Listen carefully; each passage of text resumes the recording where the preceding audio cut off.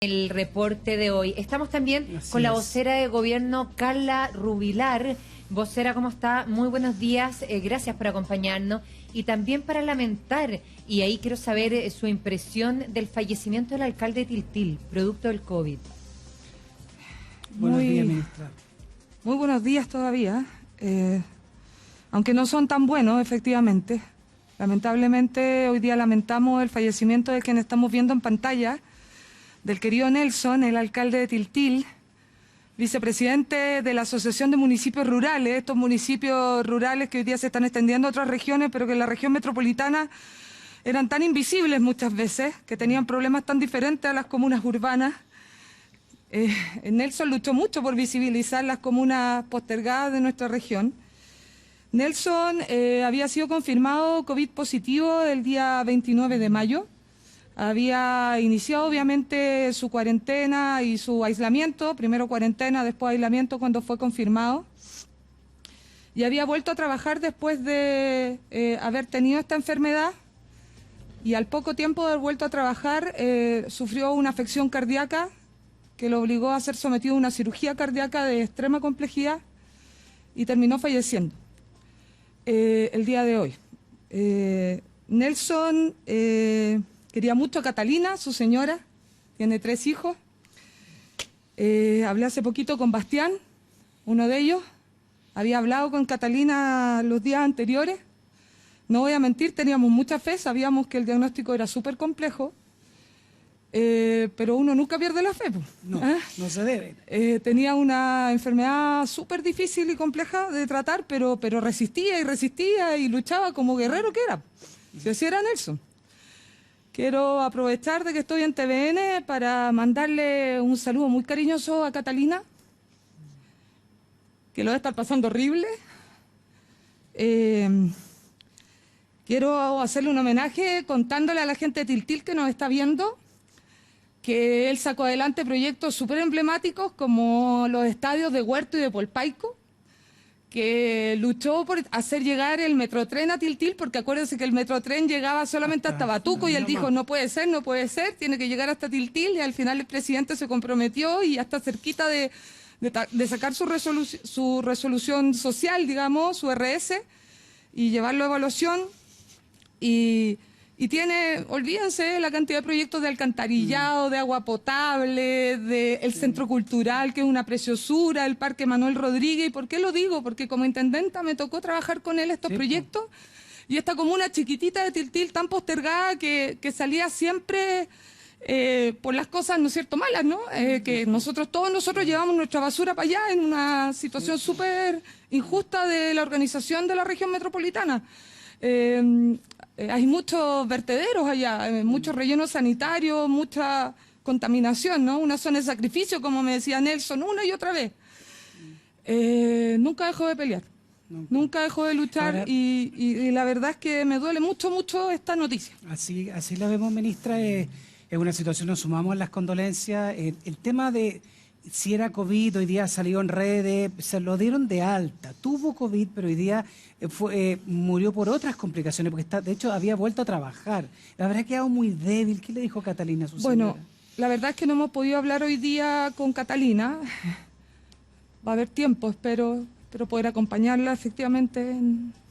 Igual hay restricciones, ¿no es cierto?, sanitarias hoy día, así que vamos a tener que ver, porque por supuesto que tenemos que privilegiar a sus cercanos, a su familia, pero si no vamos a estar igual acompañándolo en espíritu, no sé cómo sea, pero bueno, en estricto rigor vamos a tener que ver la definición que hace el certificado de defunción, que hacen los médicos. Probablemente, si bien es una afección cardíaca clara la razón, la primera causa, dado su antecedente de COVID, probablemente en el certificado va a aparecer que tuvo COVID positivo.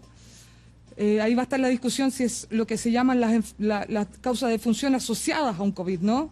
Que no son la primera causa de fallecimiento, pero obviamente tiene un antecedente que es relevante.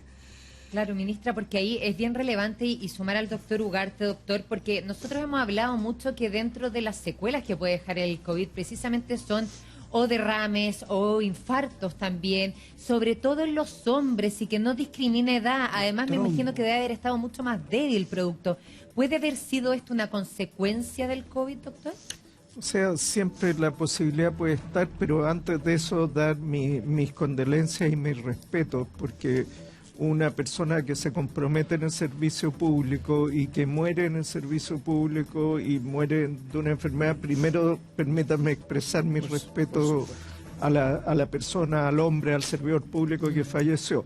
Y efectivamente el COVID puede agravar las cosas. Si uno tiene una enfermedad cardíaca de antes y viene esto, si bien no fue una falla respiratoria, a veces secundariamente por la inflamación o por la trombosis puede agravar las cosas, no es necesariamente la causa única. Sí. Sí, claro. Mira, hoy día queremos conversar, ministra, varios temas. Queremos conversar sobre esto que se llama de la hibernación. Hay un video que indigna también de los golfistas de la dehesa jugando. Queremos hablar de si ellos debieran ir a la cárcel o no, de este proyecto que se aprobó, las residencias sanitarias. Cualquier duda que usted tenga también para la ministra, nos manda su Twitter, nosotros hacemos la consulta. Tenemos compromisos comerciales, nos vamos a separar un segundo y sigue el buenos días a todos aquí en TV.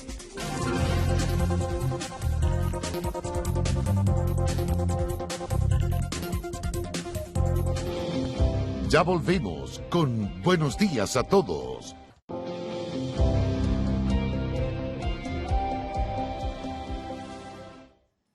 Yo le quiero contar algo. Sabemos que cuando tu familia está bien, tú también estás bien, ¿cierto? Bueno, te invitamos al Wellness Day solo en salcobrand.cl. Encuentra hasta 50% de descuento en cuidado de invierno, en vitamina, en suplemento y mucho más. Hasta el 21 de junio, compra en salcobrand.cl con despacho a domicilio o retira en tu farmacia más cercana. Salcobrand, mi querida Mari. Y si tu papá sigue reparando cosas de la casa que sí funcionan, es hora de darle un mejor pasatiempo. Regálale un Samsung A10S en 24 cuotas sin interés de 3.490 pesos, contratando un plan desde 9.990 pesos con una gran señal y te lo llevamos sin costo a tu puerta. Porque cuidarnos es una buena señal en TEC. Estamos aquí en el Buenos Días a Todos con la ministra secretaria general de Gobierno, la ministra vocera de Gobierno, Carla Rubilar. Lo lamentamos estábamos hablando sobre el alcalde de Tiltil. A toda la comunidad un abrazo. Pero ministra, también nosotros queremos hablar de otros temas que hemos hablado en la mañana, la gente tiene mucha duda, como por ejemplo el concepto que puso en la hibernación, que puso espacio público, que nos entrega datos también todos los días, pero apunta que Santiago se tiene que dormir, bajar el transporte público, darle la entrega del beneficio económico a la familia, hacer que la gente se mueva menos. ¿Cómo usted lo ve posible eso? Bueno, primero es muy relevante decir que entendemos que el concepto de espacio público está muy asociado a la movilidad y cómo esta región en particular, tenemos algunos otros focos en otras regiones, pero en particular la región metropolitana no ha logrado por diversas causas, no solamente incumplimiento que existe, irresponsabilidad que existe, pero probablemente no ha disminuido su movilidad por otras causas también. Los sectores más vulnerables que tienen que salir a trabajar al día a día, ganar el sustento, muchas veces no es una opción hacer la cuarentena, no tienen ninguna posibilidad. Y en ese contexto hemos tenido una disminución de la movilidad, según lo que nos ha informado el ministro Cub y los estudios que él tiene, solamente un 30% y debiéramos estar cerca de un 60%. Harta diferencia. En ese contexto entendemos que hay razones sociosanitarias muy asociadas muchas veces a esta falta de disminución de falta de disminución real de la movilidad. Nos ha ido mejor en Valparaíso, Viña, San Antonio, y quiero aprovechar de agradecerle efectivamente a la quinta región que se ha comportado muy bien. Quiero decirle que bajó impresionantemente un 67% la movilidad durante el fin de semana. Ayer también, siendo día hábil, se comportaron muy bien. Y bueno, acá en la región metropolitana nosotros tenemos que evaluar qué otras medidas tenemos que tomar para disminuir esa movilidad. El concepto de hibernación propiamente tal epidemiológico no existe, ¿ya? Está más asociado probablemente a que la gente entienda a qué se está refiriendo espacio público, ¿no es cierto? Todo en silencio. Se asocia probablemente más a esta situación que viven los osos que durante el invierno duermen y no salen, ¿no es cierto? Pero para que efectivamente ese oso pueda dormir durante el invierno es que se preparó y tuvo como una preparación alimenticia durante muchos meses, que es lo que muchas veces complica la toma de decisiones como esa, porque vivimos en unas circunstancias muy difíciles La cuarentena total en las comunas muchas veces no se respeta porque no es tan simple decirle quédese en la casa y no se mueva más. Por supuesto, y eso, ministra, lo hemos hablado tanto y profundamente acá, y usted da cifras que son claves, porque ¿qué hacemos para que efectivamente se cumpla? Usted lo dice, se está cumpliendo un 30%, la cuarentena se debe cumplir un 60%. No solamente eso, ya con cifras que llegan a los 25.000 muertos que se proyectan. Entonces estamos frente a una situación de emergencia real de lo que no se está cumpliendo. ¿Usted cree? Porque efectivamente ya, dice, hay algunos que no cumplen de irresponsables, hay otros que no lo cumplen por necesidad. Por ejemplo, el ingreso familiar de emergencia, ¿sería una solución para que de verdad la gente se pueda quedar en la casa? Bueno, efectivamente, una de las cosas que quisimos hacer con este acuerdo, que yo aprovecho de agradecerle obviamente a los parlamentarios nuestros del oficialismo y también a los parlamentarios de oposición, que se sentaron a la mesa, porque estos son los momentos en donde uno tiene que tener esa altura. O sea, si no es ahora, no sé cuándo podríamos tener la altura, porque son acuerdos de políticos, pero para la gente. Son de políticos porque la institucionalidad es así, pero son pensando en la gente. Así que primero agradecer haber llegado a este acuerdo. Y este acuerdo lo que busca es finalmente poner recursos sobre la mesa para generar protección de las familias. Se espera que la gente se quede en la casa con para ese que la ingreso. gente pueda efectivamente con ese ingreso que mejora, ¿no es cierto? Antes era hasta 65.000 pesos per cápita, no de carga, sino que por persona de la familia. En promedio siempre ponemos ejemplo de 4 personas, hoy día es de hasta 100.000. Y yo en esto quiero ser también bien honesta, porque es importante decir la verdad y tampoco generar expectativas que después no se puedan cumplir. Este ingreso familiar de emergencia 2.0, que es muy reforzado con respecto al anterior, quiero decir que es un ingreso que es complementario a los ingresos de la familia. Es decir, si una familia de 4 personas no tiene ningún tipo de ingreso, va a recibir 100.000 pesos por persona hasta una familia de 4 y va a ir decreciendo el ingreso si es que la familia tiene más de 4 personas por persona. Sí. Ya eso es muy relevante decirlo. Si una familia tiene algún ingreso de otro tipo, vamos a complementar con este ingreso para llegar a efectivamente 100.000 pesos por persona de ingreso del hogar, pero es complementario. Sí, ¿Cuál es la tenga gracia con de menos esto? sueldo que eso. ¿Cuál es la gracia de esto? Que a diferencia del ingreso familiar de emergencia 1, como podríamos llamarlo, es compatible con otros ingresos. De boletas de honorario, de pensiones, de las básicas solidarias del gobierno, Jubilado. de pensiones de FP, es decir, ingresos informales, es compatible. Muchas veces no se hacía compatible y era un beneficio u otro. Este va a ser compatible y por lo tanto uno va a postular, tiene ciertos requisitos y es importante decirlo, pero estamos tomando medidas para agrandar la cobertura. ¿Será suficiente, ministra? Porque uno va a ver y uno valora a la gente de hoy día y dice, ¿sabes qué más? Tengo que salir a parar la olla, ellos van a tener el ingreso. Pero hoy día las lucas son certezas, sí es verdad, pero ahora también, por ejemplo, en el tema de las restricciones de movilidad. Sí. ¿Hay opción de que el toque de queda hoy se podría adelantar? ¿Usted cree que se debiera adelantar el toque de queda incluso el fin de semana? El alcalde Lavín en la mañana decía desde las 3 de la tarde. Mire, nosotros tenemos siempre comité todos los días, Sí. ¿ya? Bueno, el ministro Pari ha mostrado hoy día con el cambio del informe que dan todos los días, como hemos ido incluyendo incluso en la mesa del informe nuevas caras, nuevas voces. Queremos seguir así. Nosotros tenemos una reunión a la semana donde analizamos todas las comunas del país para decidir si ponemos nuevas cuarentenas, nuevos cordones, si el toque de queda está siendo suficiente, si hay que tomar medidas mayores, si hay que restringir más los permisos. Recordemos que ayer se restringieron los permisos colectivos, porque no solamente las personas individuales a veces abusan de los permisos, sino que también las empresas, y ahí quisimos apretar un poquito a través de la subsecretaria Martorell, y vamos a tener sobre la mesa todos los nuevos antecedentes de si esto va aumentando de una forma que requiere medidas más drásticas. ¿Usted quiere toque de queda más temprano? ¿Usted en lo particular? Nosotros creemos que hay que tomar medidas en la región metropolitana porque claramente estamos viendo que nos quedan semanas duras, que estamos teniendo lamentablemente cifras de fallecidos que nos duelen todos los días. Yo aprovecho aquí de aclarar que estas cifras más pequeñas, que no son números, son familias, ya lo vimos, ¿no? Con muchas personas, y ustedes lo han llevado, que fallecen de COVID y son familias detrás, hay dolor, no son números.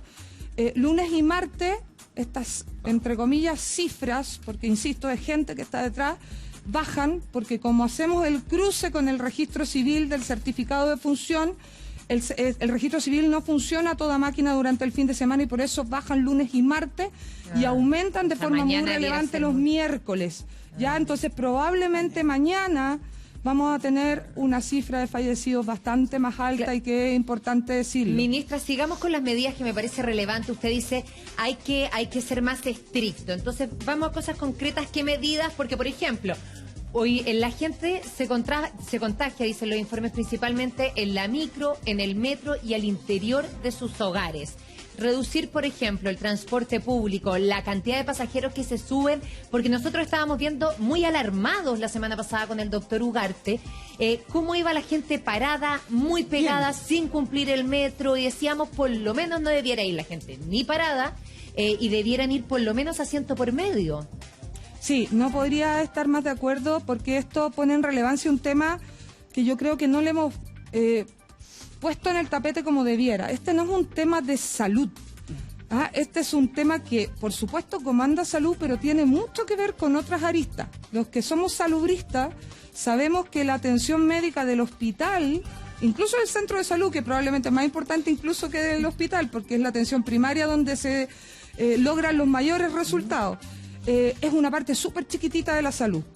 Para poder tener salud uno necesita condiciones de vivienda, disminuir el hacinamiento, efectivamente tener ingresos que le permitan llevar la alimentación a la mesa, el transporte público, o sea, son muchas aristas. Entonces, cuando esto se ve solamente desde salud, habitualmente no vamos a estar haciendo todo lo que tenemos que hacer.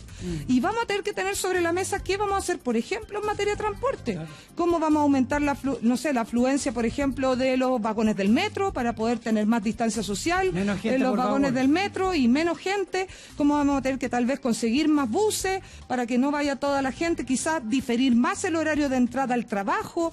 Son medidas que no son directas de salud, no las va a dar el ministro de Salud como instrucciones, pero sí son finalmente lo que vamos a ir requiriendo para poder ir mejorando en lo que estamos viviendo hoy día en la región metropolitana. Usted dice lo que estamos viviendo hoy día. Recién habló un experto en la mesa que tiene el ministro París, en el balance, y dijo que probablemente mañana iba a haber una alza considerable en contagios y en fallecidos. Él como que, ¿de cuánto estaríamos hablando, ministra? Porque si lo dice el día antes, porque nos tiene que preparar para algo. A ver, en el caso de los fallecidos, insistiendo mucho porque a veces son tan frías las cifras. Sí. A mí me asusta incluso un día que como que ya no nos llame la atención la cantidad de fallecidos. No así, pasó en algunos países donde los números eran tan terribles, tan dramáticos, como Nueva York, que llegó a tener 2.000 fallecidos en un día, un solo estado de Estados Unidos, que como que empezaron a hacer algo más del informe. Yo espero que eso nunca nos pase como país.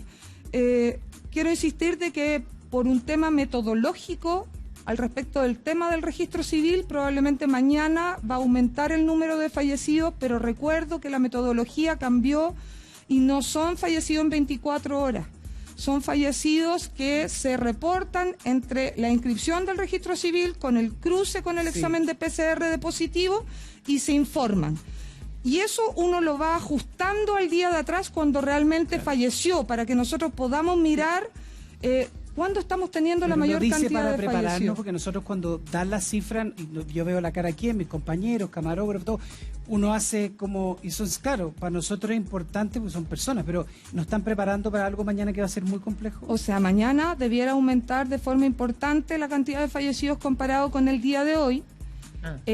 Pero más allá de la metodología, también es cierto que estamos teniendo más fallecidos. Y eso es importante que la gente lo sepa. Estamos teniendo más contagiados, estamos teniendo más fallecidos, y a pesar de todos los esfuerzos que hagamos en testeo, también se está diseminando el virus de una forma más rápida de lo que nosotros quisiéramos, y eso tiene que ver con muchos factores. Y es súper relevante que tomemos conciencia de eso, porque al final del día estamos haciendo muchos esfuerzos en materia de ventiladores, de capacitar especialistas, etcétera, pero probablemente el mayor esfuerzo nunca lo vamos a lograr ahí, porque los grandes sistemas de salud del mundo, los que han sido ejemplos, por ejemplo Reino Unido, ¿no? La cuna de la salud pública definida por muchas personas, tampoco pudo, porque cuando no logramos pararlo antes de que las personas se contagien y lleguen al hospital, ninguna posibilidad Ministra, de que finalmente tengamos buenos resultados. Es que eso, ¿por qué? Porque usted recién explicó por qué el día de hoy y ayer, producto de lo que sucede en el registro civil, explicó la cifra, lamentablemente, producto de la metodología de las víctimas fatales, que mañana serían mucho mayores a las de hoy y de ayer. Pero ¿qué pasó entre medio, ministra? Yo quiero saber qué sucedió, que nosotros estábamos hablando hace unas semanas atrás que el peor escenario chileno podrían ser 14.000 víctimas fatales. Y ahora estamos hablando de 25.000. ¿A usted esta proyección le hace sentido o cree que bajo ninguna circunstancia Chile podría llegar a esa cifra? Yo creo que en esto todo es dependiendo de cómo nosotros vayamos tomando medidas. Si probablemente no vamos tomando más medidas, no vamos tomando más conciencia, podemos tener un escenario muy malo. Si por el contrario vamos tomando medidas nosotros como gobierno, tomando decisiones, los alcaldes, la sociedad científica aportando, etcétera, y la ciudadanía tomando conciencia, probablemente vamos a tener una proyección que ojalá no se cumpla. Yo quiero decirle que nosotros nos pusimos al inicio en un escenario que eran 100.000 contagiados al mismo tiempo. Sí. Nos pusimos en ese escenario desde el inicio para ver cómo teníamos que reforzar el sistema de salud, que finalmente es muy complejo decidir de un día para otro refuerzo del sistema de salud. Uno tiene que prepararse con mucha anticipación. Y 500.000 contagiados a lo largo de todo este año. Ese fue el escenario peor en el que nos pusimos para este país. Estamos tratando de hacer todo lo posible para que sea lo menor posible, sobre todo en fallecidos, porque más allá de los contagios, que al término de la pandemia no es tan relevante cuántos contagios tuvimos, sino que cuántos contagios se dieron al mismo tiempo y por tanto obligaron a tener hospitalización simultánea y por lo tanto si tuvimos o no la capacidad de atenderlos. ¿Me explico? Claro. Sí, entonces, eso es muy relevante hacer esa diferencia. Lo que dice hoy día, es bueno que lo explique, porque hoy día, por ejemplo, la tercera, la clínica Las Condes, dice, nosotros ya no tenemos más personas, tenemos todo el mundo trabajando, hablan de que no hay más capacidad, en la misma clínica del doctor hacen como magia y en los hospitales, magia, dicen que hacen para abrir camas. Pero le quiero preguntar también sobre la cifra de la semana pasada de CIPER Chile, que es una sitio de investigación periodística, donde hablaban de que a la OMS el gobierno de Chile le entregaba 5.000 fallecidos y se habían informado 3.000 aquí en Chile. Esa diferencia de cifras, ¿por qué sería y si es efectivo o no? A ver, estos temas son tan delicados y finalmente muchas veces cuesta tanto explicarlo y yo voy a tratar de alguna forma de poder explicar qué es lo que hemos venido haciendo desde que empezamos con la entrega de 500 y tantos fallecidos un día domingo, que fue muy impresionante y ustedes se recordarán me acuerdo. de esa situación. Y que eso es un trabajo que se realizó de forma muy exhaustiva durante mucho tiempo para poder llegar a decir, mire, revisando, haciendo un trabajo mucho más profesional, cruzando más bases de datos, hemos encontrado que estas personas también durante estos meses de pandemia han fallecido por coronavirus.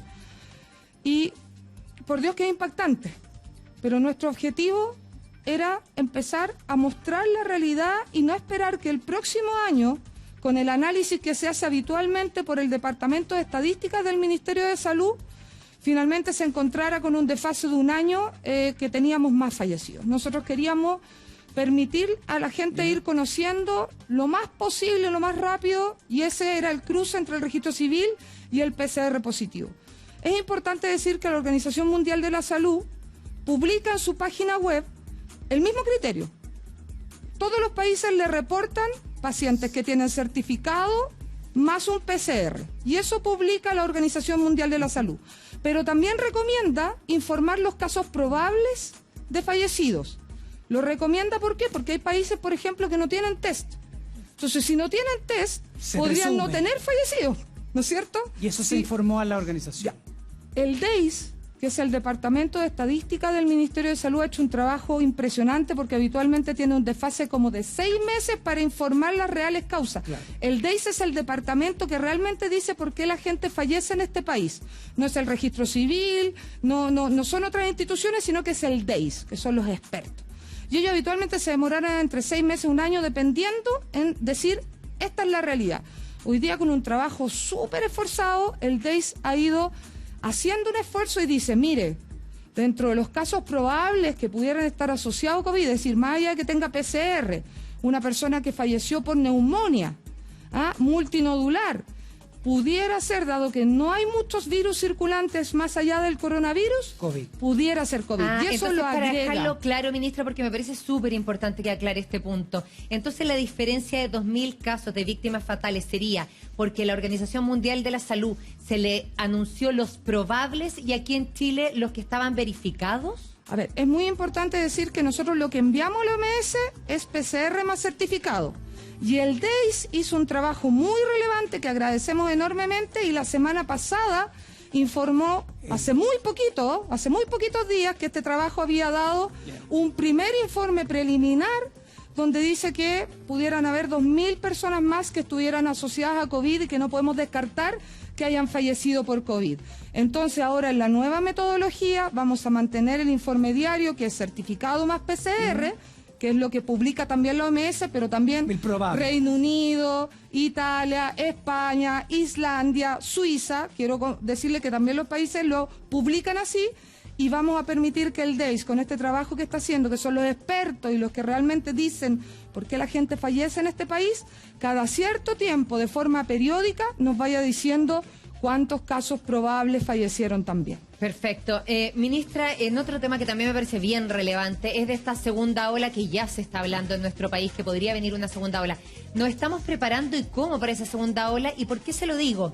Porque hay baja inmunidad, vamos a venir de un invierno fuerte, bastante duro. En China ya hay un segundo brote y en España, por ejemplo, o en otros países de Europa estamos viendo que se están llenando las playas, por ejemplo, en Barcelona lo veíamos que tenían que sacar a la gente, también en el Coliseo estaban indignados.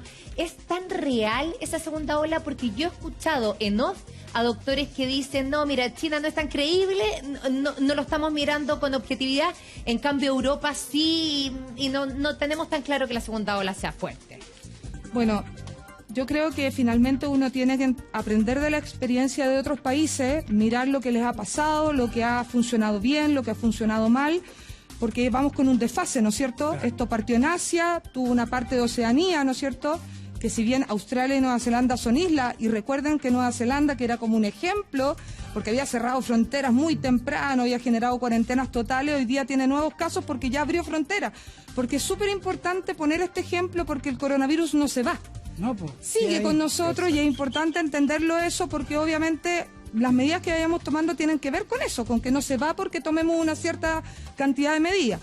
Wuhan, por ejemplo, se cerró, estuvo en confinamiento, si no me equivoco, cerca de 3 meses, se abrió el confinamiento y aparecieron los casos de nuevo. Beijing, hoy día tenemos Beijing y está pasando. Entonces es súper importante mirar esto para poder anticiparnos y entender de que si en algún momento nosotros bajamos la tasa de contagio, en una de esas vamos a volver a subir. Por lo tanto, no cantar victoria como se cantaron en algunos países y hoy día estamos viendo que no es tan así. Y mandarle también la energía a los adultos mayores, a todos los que tienen que quedarse en la casa, porque esto queda harto rato todavía y hay que decir las cosas con la verdad. Mire, ministro, le quiero mostrar una imagen.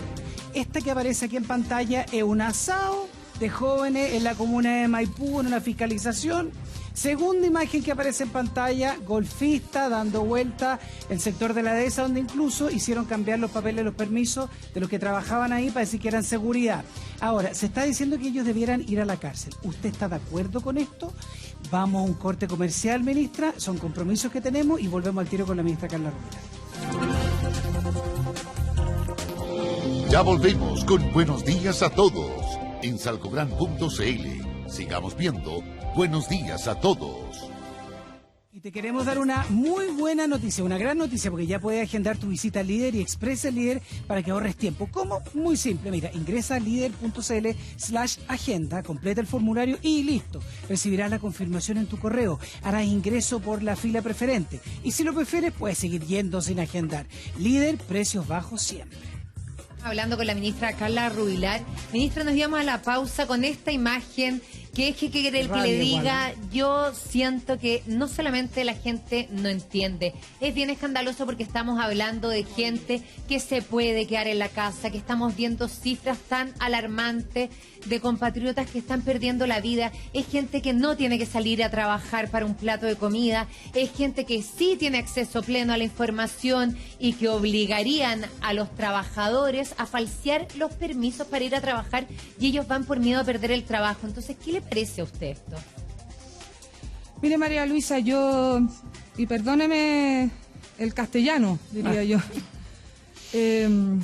a mí me parece que las personas que no tienen ninguna necesidad de salir, que han sido privilegiados en la vida con una buena educación, que han sido privilegiados en la vida con una buena situación económica, con una buena casa donde estar, donde no les falta nada, donde pueden ver televisión, alimentarse bien, donde finalmente las condiciones son completamente contrarias a la gran mayoría de la población, que como usted muy bien dice, tienen todo el acceso a la información posible, no solamente de Chile, sino que la información en el mundo, porque probablemente hablan inglés, porque probablemente tienen acceso a canales de televisión que otras personas no tienen, sean las personas, algunas obviamente, algunas, porque uno nunca tiene que generalizar, que finalmente sean las más egoístas y las más poco solidarias de todas. A mí, yo de verdad me pregunto, María Luisa, Ignacio, doctores, ¿qué tiene de esencial jugar golf, por el amor de Dios? ¿Qué tiene de esencial jugar golf?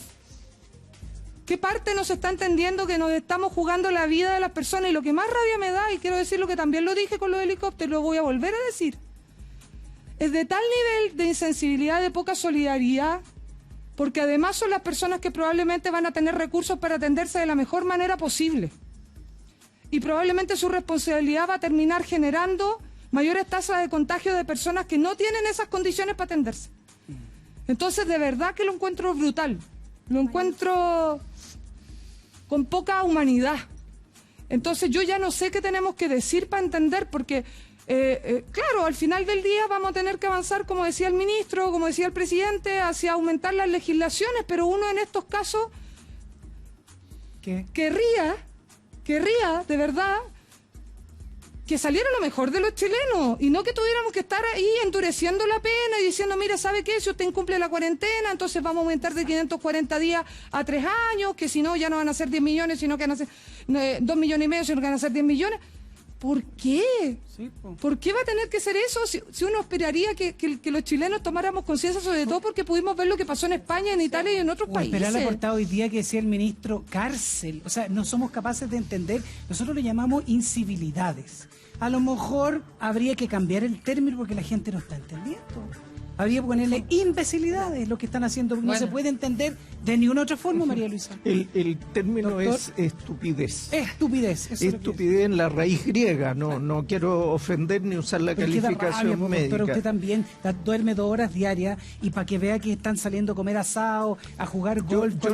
Yo no puedo estar más de acuerdo con lo que dice la ministra. O sea, aquellos que son más privilegiados por la lotería de la vida tienen que dar muestra de merecérselo y comportarse a la altura de los privilegios que una sociedad le ha entregado. No pueden portarse así. Además, hay mucha gente que no tiene esas condiciones, los ve, y eso es ofensivo. No se puede hacer.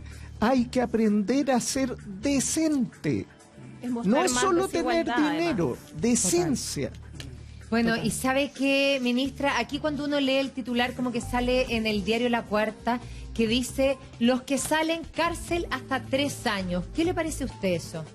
Bueno, la sanción efectivamente va a aumentar de lo que tenemos hoy día, que es de 61 a 540 días, vamos a aumentar a 3 años. Probablemente, y eso también es importante decirlo, María Luisa, Nacho, que cuando uno no tiene antecedentes anteriores, probablemente no va a tener en una primera sanción una sanción privativa de libertad, que es la cárcel, ¿ya? Pero ¿qué significa cuando uno da penas de cárcel? Que a la segunda ya no te va tan bien. Y los que ya tuvieron, se va para. Entonces, por eso es tan relevante que finalmente también aumentemos las penas, las sanciones y las multas, y no solamente sea multa, porque quizás algunos, sobre todo si juegan golf, puedan tener capacidad para pagar la multa. Entonces tiene que ser un poquito más doloroso en esto, y sobre todo si obligan a otras personas a trabajar falseando, lo cual a mí me parece brutal, y por eso ajustar los permisos colectivos fue una muy buena decisión para que las empresas también, algunas, quiero insistir, no hay que generalizar porque hay mucha gente que está comprometida de todos los estratos socioeconómicos a respetar la cuarentena, a hacer el esfuerzo de las medidas de higiene, pero estos casos, como el de golf, como el de la fiesta en Maipú, o las fiestas que hemos visto clandestinas en varios barrios, donde, ojo, y yo aquí también quiero hacer un pequeño detalle, hemos visto que la tasa de contagio ha aumentado harto en los menores de 40 años. Sí. Menores de 40 años que se creen invencibles cuando la tasa de hospitalización está siendo de 12 y va probablemente a aumentar. Que se creen inmortales, que no les va a pasar nada, y el nivel de incumplimiento repetitivo de las faltas está siendo muy relevante en personas entre 18 y 30 años. Entonces, finalmente, la pregunta es, ¿qué pasa ahí? ¿Qué sociedad estamos construyendo? Yo creo que tiene que ver un poco con esa discusión de qué sociedad estamos. ¿No? Porque hoy día necesitamos que la gente que tiene COVID se quede en la casa. Si sale, yo creo que las sanciones para esa persona, aunque no tenga antecedentes, las sanciones para esa persona que tiene COVID positivo tiene que ser ahora. Porque si no, decir, total, no me va a pasar nada. El que estaba en el sur, lo detuvieron 16 veces. El de Plaza Italia el fin de semana con COVID. Y sabía que tenía COVID. Entonces, yo creo que ahí hay que hacer una diferencia del que tiene COVID positivo y lo sabe, anda con celular. Ahí hay dos. Sabe perfecto. Y no pudieron ser 16, tendrían que haber sido 5. O sea, ahí es donde estamos al debe en ese sentido, pero también la sociedad estamos mal. Como dice la ministra, no puede haber tanta falta de empatía, que lo hemos dicho hasta el cansancio, de su humanidad, lo que sea. Nos creemos los campeones de solidaridad, lo dije mal. La Teletón otra vez fue un éxito a distancia, pero ¿por qué no podemos hacer algo mucho más fácil que ni siquiera depende de nuestro bolsillo, excepto en las poblaciones vulnerables, por supuesto, que hay que apoyar, pero quedémonos en casa? Esta gente, como dice la ministra, ¿cuál es la necesidad de jugar golf? Juegue golf virtual, tiene plata para hacer eso también. Entonces, ¿por qué hacer y mostrar más desigualdad, mostrar más falta de empatía y mostrar que, bueno, entonces a nadie le pasa nada con este coronavirus, entonces ¿para qué me voy a cuidar? Y nosotros estamos viendo cosas día a día, todos los días es distinto. Yo le comentaba al doctor, claro, nosotros los pediatras estamos viendo adultos, esa es una cosa. 2, estamos llamándote por teléfono a las familias y también es un desgaste para nosotros explicarles, porque tenemos poco paciente pediátrico. Y como dije la otra vez, si seguimos tal como estamos, sin clases, porque si no van a llegar los virus respiratorios, el frío que ya llegó, y el frío no lo vivieron los otros países con pandemia. Ojo, es el momento aquí y ahora de cuidarse. Y es un desgaste para todos, pero no nos desgastemos más a los que tratamos de ayudar. Entonces, depende del que está en la casa de hacer algo. No puedo compartir más lo que dice, doctora y ministra, también.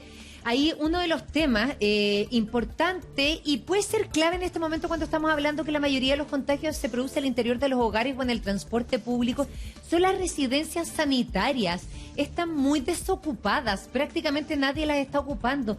¿Por qué? ¿Quiénes pueden ir? Hay una falta de información, si es que hay cerca de un 30% de ocupación, porque eso haría que no se contagiaran al interior de los hogares, efectivamente, o tantos lugares que hemos visto que están saturados de personas o hacinados. ¿Cómo lo hacemos para que vayan? Sí, toda la razón, y yo quiero contar, y con ayuda obviamente del Consejo Nacional de Televisión y de todos los canales de Anatel, donde por supuesto está incluido TVN. Aquí está. Nos han dado minutos para una campaña especial de residencias sanitarias que debiera partir el día de hoy, donde vamos a entregar toda la información de quienes pueden acceder, a qué número hay que llamar, cuáles son las condiciones para poder masificar esta herramienta tan poderosa que partió efectivamente el 1 de abril, pero probablemente no agarró la fuerza que debiera haber agarrado. Nosotros hemos triplicado la cantidad de cupos, tenemos más de 12.000 en diferentes puntos de regiones del país. El fuerte está en la región metropolitana una vez más por los niveles de hacinamiento, porque así como hablábamos de los señores que jugaban golf o iban a la fiesta o subían a un helicóptero, hay gente que no puede.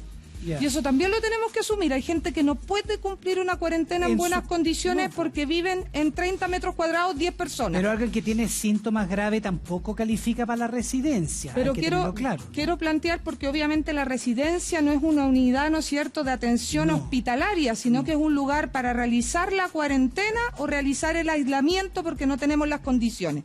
Ya sea porque soy un incumplidor, soy irresponsable y me pillaron, o porque de verdad no puedo hacerlo y quiero ayuda. Y eso es lo que nosotros vamos a hacer ahora, una gran campaña. Tenemos que ocupar todos los cupos que tenemos, podemos ampliarlo mucho más. Por lo tanto, aquí hay que hacer un esfuerzo donde la atención primaria, que duda cabe, nos va a ayudar muchísimo. Ahí los alcaldes y sus equipos son vitales para que podamos llevar a las personas.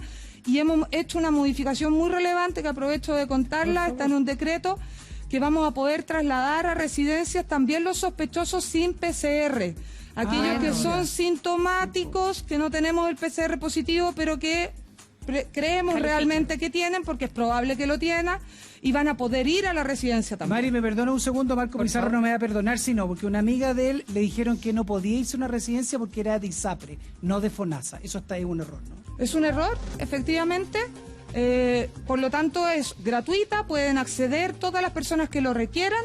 Obviamente, yo aquí quiero ser súper claro, obviamente, si usted puede hacer el aislamiento o la cuarentena preventiva en su casa, hágalo en su casa. Hay condiciones para personas para que lo hagan. Esto es para quienes no pueden cumplir el aislamiento de quien es positivo y la cuarentena preventiva de quien es caso sospechoso. Y eso es vital y para ello obviamente no hay distinción. Ministra, pero hay que llamar un teléfono, hay que contactar al CEREMI Salud, hay que llevar algún tipo de certificado. Sí, la campaña es bien ilustrativa, tiene todos los números de teléfono y un celular. Habilitamos un call center porque sabíamos que este número estaba un poquito colapsado. ¿Para qué vamos a mentir? Yo por la poco digo, contestan. Yo quiero reconocer que tuvimos una etapa en la cual tuvimos un poquito colapsado el teléfono y por lo tanto habilitamos un call center donde están trabajando más de 500 personas hoy día para poder contestar y hacer trazabilidad, donde las manos de la atención primaria también están ayudando mucho de nuestros centros de salud comunales. Y por lo tanto ahí va a estar toda la información para poder acceder a una residencia si lo requieran.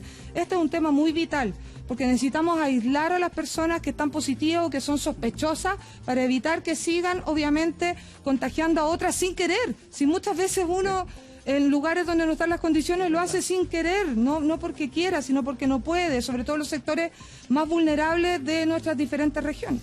Así que bueno, ministra, nosotros le agradecemos que haya venido hoy día porque nosotros tenemos hartas dudas, a veces uno ocupa la palabra enreo, que no sé qué, todos necesitamos datos, certeza, informarnos y es bueno que también aclarar como lo que decía Marco el otro día, no, es de ISAPRE, no puede ir a la residencia. No, aquí pueden ir todos y siempre es bueno bajar y aclarar los temas porque estamos en una situación súper compleja y tenemos que estar más unidos que nunca, que es lo importante. Así que cualquier duda, usted nos llama nomás y aquí vamos a estar. Ministra, que tenga un buen día. Ministra y doctora. Y doctora además, Tu colega. Yo, si me permiten, María Luisa, Nacho, quiero agradecerle por intermedio de los doctores aquí presentes que trabajan ahí al pie del cañón en estos momentos tan duros. La doctora Enel Ezequiel, que sin duda alguna lo está pasando súper mal, el doctor en una unidad de paciente crítico, a través suyo, a todos nuestros funcionarios de la salud público y privado que están funcionando hoy día como un todo. Eso incluye desde el guardia del establecimiento, nuestro administrativo y todos los profesionales de la salud, no solamente los médicos, los choferes de las ambulancias, todos. Gracias por el esfuerzo, por el trabajo y si algún momento se nos pasa por la mente pedir más permisos de los que requerimos, incumplir las cuarentenas, salir en tiempo de toque de queda, pensemos en ellos que lo están dando todo, arriesgando su vida y seamos un poquito más conscientes. Es el momento también de tomar conciencia.